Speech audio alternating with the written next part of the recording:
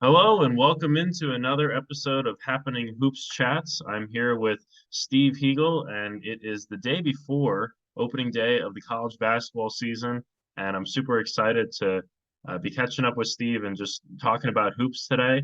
We're going to be talking, mostly about local teams, kind of in the Baltimore D.C. area, and a little bit of national news as well. So thank you, Steve, for coming on today. You're welcome. Thanks for having me. I really appreciate it. Yeah, so you kind of cover, college basketball locally in the Baltimore area, just like myself. What is, where can people find you at? What's your website? Sure. www.justcollegebasketball.net is my website. And follow me on Twitter at Steve Hiegel, SteveHiegel. Try to post a good amount of content on there. Trying to head out to a lot of college basketball games this season. So looking forward to a great season. Yeah, and I know I've been following, you're doing kind of conference previews for a bunch of different conferences so far, and they've been good work to read and kind of get me up to speed on a lot of the conferences that I'm not as familiar with. I was doing a couple conference previews myself for Mid-Major Madness for the Patriot League and the MEAC. So why don't we maybe start there, kind of with some of the local teams? What are your thoughts on, maybe those two local races this year? Yeah, I mean, I think Coppin can definitely win that league this year. It's going to be tough. I know they lost some transfers to the transfer portal, but I think they could definitely come out through win that league. As for the Patriot League, I look for Loyola to be near the top. Navy, I think, could fall somewhere in the middle. It'd be interesting to see. I'll see Navy. You're going to be there as well in person on Friday to see them. It'll be the first time I'm seeing them, of course, this season when they play Princeton on Friday night in the second game of the Veterans Classic. So I'm interested to see how they do there.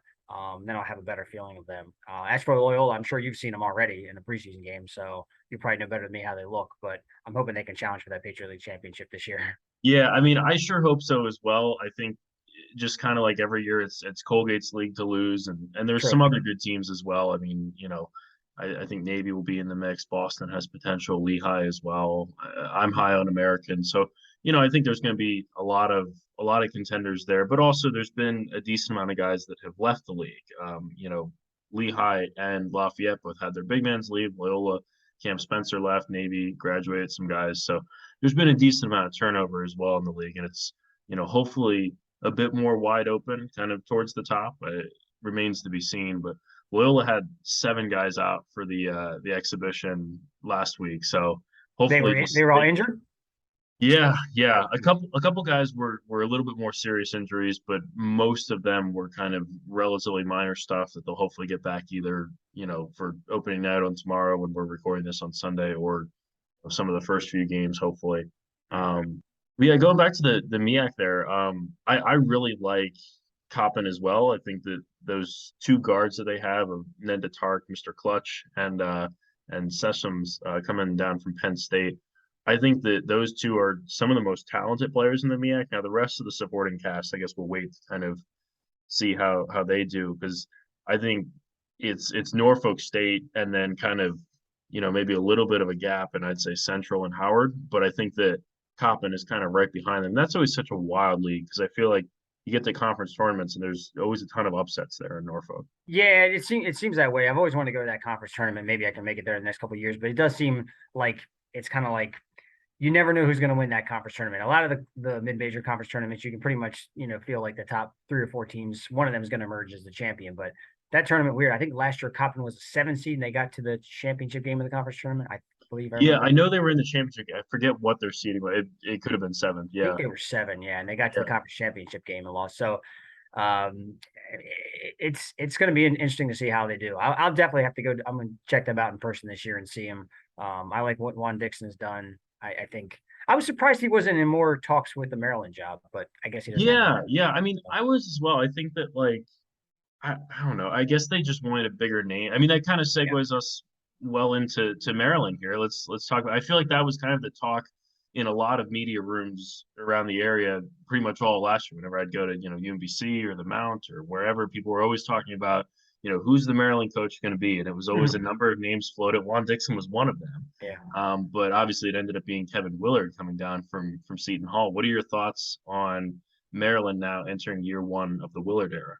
Yeah, I think Maryland will be a borderline NCAA tournament team this year. I don't think they'll make it when all is said and done, but I think you got to, of course, they have to give Willard some time to get his own recruits. They've got a couple good transfers that are coming in, a Hmm. couple holdover players that came back. So the Big Ten is it's just a brutal. It's like a bar fight every night. It's so many Yeah. tough games. It's like, I mean, you just go through that conference schedule, and I really think, and this is my opinion, I could be wrong. I really think that's why the teams don't do well in the NCAA tournament because I think they're so beat up.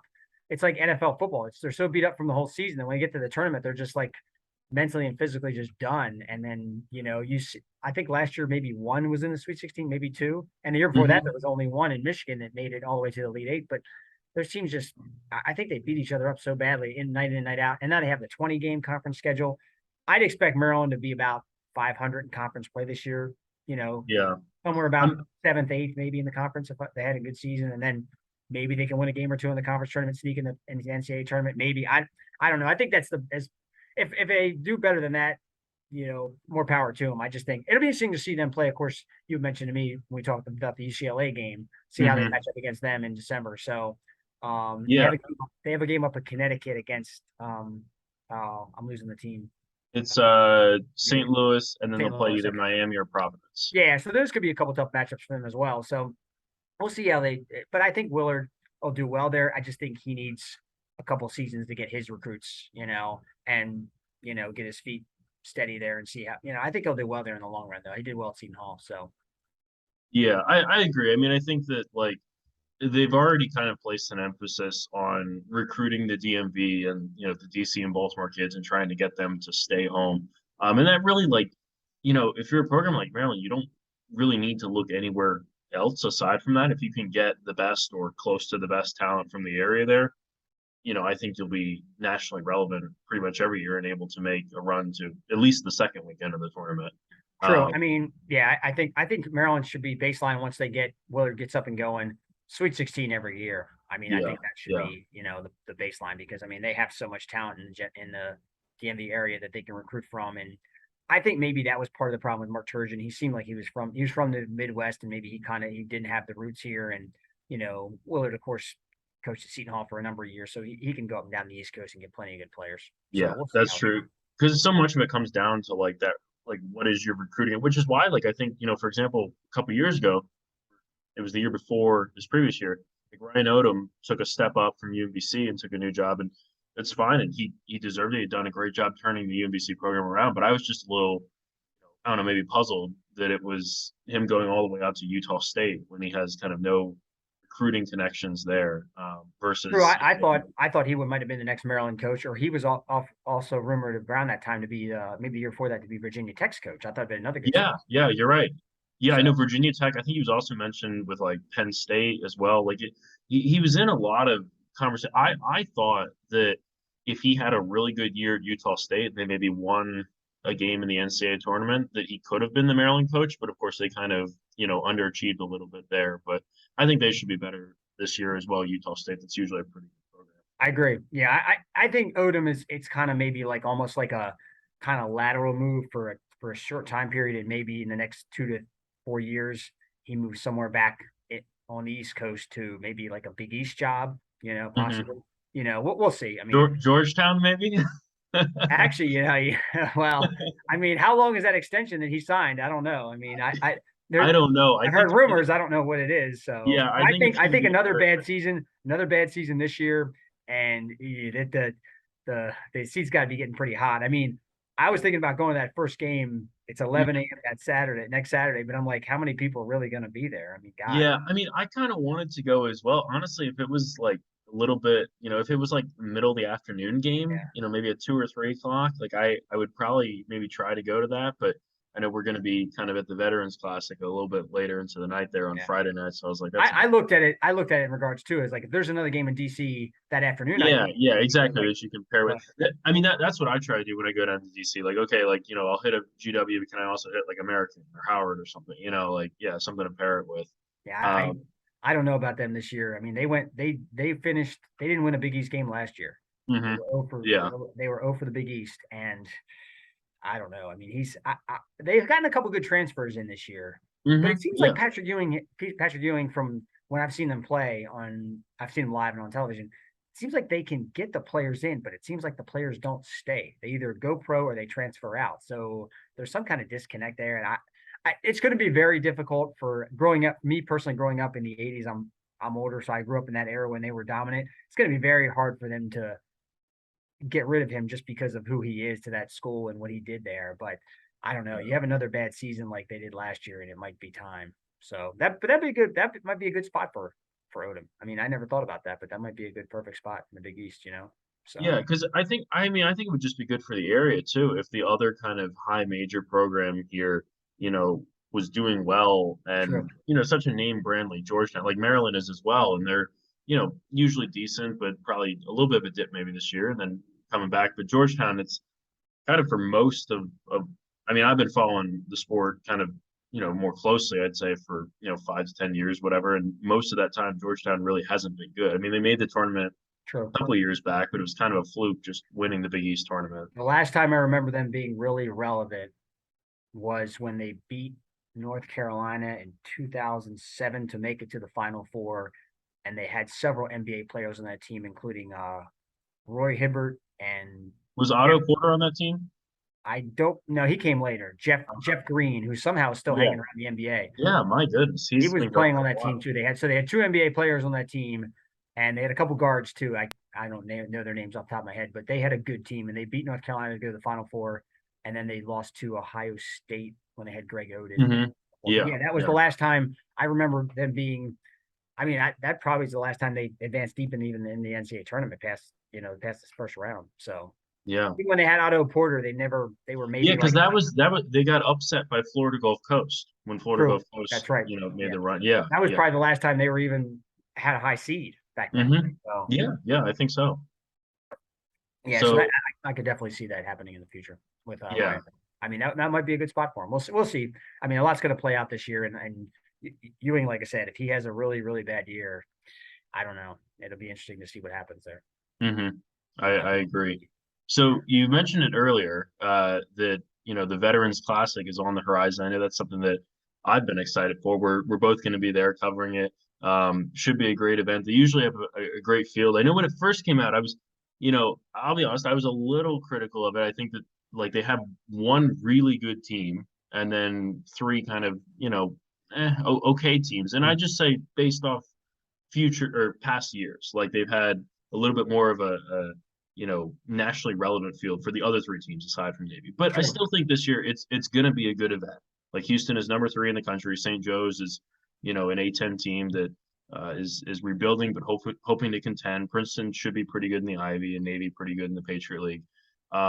I've kind of come around from my initial hot take right off the bat, and I'm now just pretty much mostly excited for it, and I think it should be a great event. In particular, I'm really looking forward to seeing Houston. I know we were both on the email list there with immediate contact, and there's going to be at least 10 scouts from the NBA there. I think that that maybe an updated list was like there's potentially up to 20 teams represented there. It's Houston has some guys who are going to be really good. Do you have any kind of predictions here for these two games in Annapolis on Friday? yeah, I think Houston, unfortunately, might run St. Joe's a little off the court. I I agree with you in the fact like you weren't overwhelmed by the bracket or small bracket when it came out. I just thought they would have a better opponent for Houston, even like a hmm maybe an SEC school or an ACC school. I don't know. Yeah. Seems like an I mean, ACC. they like honestly, even like one of kind of the top tier A10 schools, if you did still stick in the A10, True, like true. I'm trying to think like a St. Louis or a VCU or Dayton or something. Yeah, and nothing against St. Joe's. I think it's a solid Philadelphia program. I just haven't been the same since Phil Martelli got let go several years Yeah, ago. yeah. And I don't know. I think that game could be a possibly be a blowout. Now the one thing is it's the second game of the season for Houston, so they're still trying to get their hmm feet wet and get their team get their lineup organized and whatnot. But the second game that could be a really close game. I mean, Yeah. I can see Navy winning that game against Princeton. Navy's beaten ACC teams like Pittsburgh when I went before COVID. I think it was 2019 or 18. They beat hmm them. They've and that's a good opponent for Navy. I would Yeah. have liked to. I also would have liked to have seen like an ACC lower level team in that spot, playing them. But Yeah. it is what it is. I mean, I don't exactly know how the scheduling is done for that event. I guess we'd have to talk to Ed DeChellis, but I imagine for the second game, it is maybe tougher in a ways to get an opponent in there because that one is a true road game. You're playing at True. Navy versus, I the first game, it's a neutral site and that helps the metrics more. Yeah, I think it's not super difficult because I think they're selling it on the fact to the students, the players, and the staff saying, "Hey, come a day early, see the Naval Academy, tour like DC and Annapolis, Hmm. and it's early in the season. I think they sell them on that, and then of course you get one game in. But yeah, getting a high level opponent to play that game. I mean, they got Maryland to play it. I think in Yeah. 2019 or 18, one of those years, Yep. Maryland Yep. played them. I think it was 19, I think. Yeah. Yeah. They had I remember seeing that. I was there in person that game, and I think Maryland still had Bruno Fernando. So whatever he left that year, he was on the team. Yeah. Maryland had a solid team that year. Maryland played them. So I mean, even if you got a team, it'd be a perfect fit. I don't know if they've ever played it. It would be somebody like Villanova. It's Hmm. so I don't know if Villanova's played in it. And they're always trying to get a new team. I think they're always trying to get new teams to come into the event. So Houston's Yeah. definitely playing in it. I know I don't think Princeton's ever played in it. I'm sure St. Joe's has never played in it. So, and there's Yeah. some, I think it is all new teams. and they also probably try to pull a little bit of a local flavor, like a St. Joe's, which is only several hours away. You can get some of their fans to come down and see it too. So, Yeah. Yeah. you know, that might be Yeah. a little. Because as you mentioned, kind of there have been some more teams from not as far away in the past. I mean, Maryland, Pitt, East Carolina, kind of teams that are still within a reasonable drive. And actually, there's a name that just popped in my head. How about like a West Virginia in the future? They're only, Yeah. Yeah. too far away. They could come to play in it. So, We should be in charge of scheduling for the Veterans Classic in the future years. yeah, I mean, and like I said, it's they got to jump on it way ahead of time because now schools are slowly getting their schedules together so quickly. The big Yeah. schools, especially, they have so many people that want to play them, and I mean, it's a different world now where like you're scheduling for like Duke. I mean, do you ever they don't schedule a road game until the ACC comes up? They will not. I think it's probably in their rules. Never play a road game until they played Gonzaga last year in that neutral court game, and that was Yeah, yeah. was And not as and they far as always they'll do the go. Champions Classic too, wherever And that that's a road neutral. is. Yeah, So and that's a neutral. But they're never. I mean, I don't think Duke's ever playing another true road game in before the conference schedule starts ever again. It's like yeah. Alabama football. It's like we're not playing anybody on the road. Or you know what I mean. The big football teams, Ohio State. We're only playing these games at home. At the beginning of the season, we're not playing anybody on the road. So Yeah. I just think that's out. It's just it is what it is. It might change a little bit with the new coach John Shire. We'll see. Krzyzewski was set in his ways, but it might change with Shire. You never know. Yeah. Yeah. I mean, I think that if Coach K, had his way, I doubt they would have even gone on the road much for the ACC. Like, a Oh, trip to absolutely. Boston Yeah. I College, mean, no thank you. Wake Forest, absolutely not. absolutely. Yeah. I mean, ACC. Yeah. Yeah, you have that schedule, but yeah, he would have worked that in his advantage too. I mean, Yeah. yeah. I mean, it's sad because I still think there's some good from like I think some of the big schools still set the schedules and do the 2-for-1 they call it. So it's like Hmm. okay, so it's like Maryland says okay Towson, we'll play you twice at Maryland, but then we will come to Towson one time, and I think that does a lot for the smaller school. Yeah. It's like I mean it's that one game whether win or lose, but I think some of the bigger schools now with the bigger conference schedules and less non-conference games are like, man, we don't have the room for that game. And what if we lose that game? If we're having just a so-so season, that could make or break our season and not get us in the tournament. So, Yeah. yeah. A team that has actually been very good about playing mid majors on the road, and especially in some of those 2-for-1s that you were talking about, is North Carolina, who I know True. that's your team. Yeah. They in recent years, I think it's College of Charleston, UNC Wilmington, maybe Wofford as well. They've played some other teams. So last year, North Carolina obviously had a very good season, just came up just short of the national championship. But preseason #1 team. They return a lot of guys. Um, what are your thoughts on the Tar Heels this year? I think they're going to be very good. I think they're going to be back in the Final Four again in Houston. I think they can definitely win. I think a lot will depend on health. If Hmm. avoiding injuries to the major players, they're bringing in the Northwestern transfer, Pete Nance. It'll be interesting to see Yep. how he meshes. If he's a starter, he comes off the bench. I know they brought in several good freshmen. They're still doing it the way they've always done it in the regard for bringing in several freshmen that are top 100 players, but not the top players. Like it still seems like it'll be interesting to see. I'm very interested to see now in the future with John Shire at Duke and see if he still goes at it and gets the one and dones. Well, they as quote one and done players. Seems like because it seems like now with John Calipari, he seemed to hedging away from that. He's still getting a few of them, but he's getting more transfers. Yeah. Whereas Duke is not really Duke maybe get one transfer, but they're not really going after the transfers. Um, Michigan State's another example. I have a good friend, Michigan State fan, and I'd be very interested to see in the future with Tom Izzo there because he said really much their team this year is all returners, no transfers. There's like 11.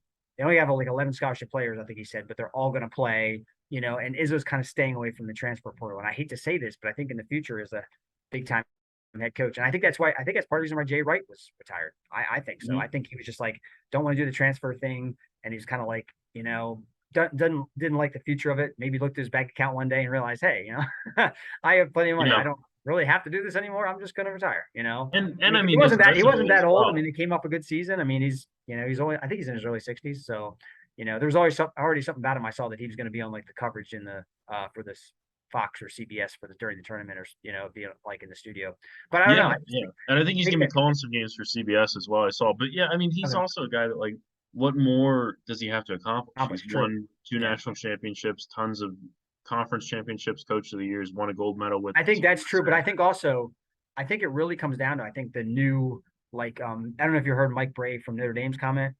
He said there was a three-line comment basically saying, look, we make really good money. Things have changed. If you want to stay in it, just shut up and adjust because like it is what it is. It's a new world. You got to get transfers if you want to stay relevant for the most part. Now, Duke can pick and choose who they want on their team. They can get the top 10 players every year. They're that good, established, and Calipari can get them at Kentucky as well. But I think Calipari sees like this year they brought back a couple players. He's got a couple transfers. And he's still got a couple 5-star freshmen. But again, I think Carolina is one of the teams, and I'm seeing some other teams do as well, realizing that you don't always need to get that 5-star guy because you think in the back of your mind, we can get this guy and he's great, but is he going to stay more than 1 year? We're investing a lot. We're giving him a scholarship. And then I think Carolina got burned. It was about 4 or 5 years ago. They had a guy named, 2 guys, Kobe White and Nasir Little. They both came, and Leaky Black was the 3rd player in that recruiting class, and he's still there in North Carolina. This is his fifth. This is like his COVID year coming up, or graduate school year.